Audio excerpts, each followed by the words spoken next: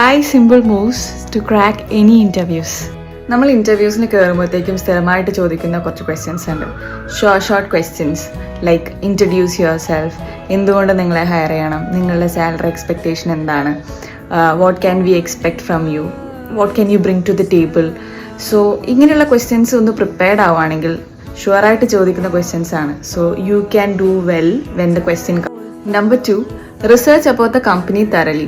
അവരുടെ വിഷൻ, അതേപോലെ തന്നെ എന്തൊക്കെയാണ് അവരുടെ ഗോൾസ്, അവരുടെ what they do and all from their website and from their social media accounts.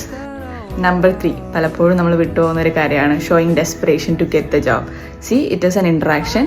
അവർക്ക് അവിടെ ഒരു വേക്കൻസി ഉണ്ട്. If your skills aligns with them, definitely you will get the job. അവിടെ നിങ്ങൾ ഭയങ്കര ഡെസ്പിറേഷൻ കാണിക്കേണ്ട ആവശ്യമില്ല. So this is something that you have to always keep in your mind. And fourth, while you speak about your strength, always try to speak about strength that aligns with the job description.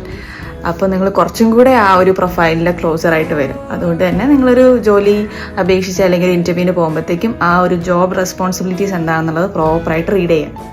And fifth point is always speak positive about your boss and your previous company. So bye.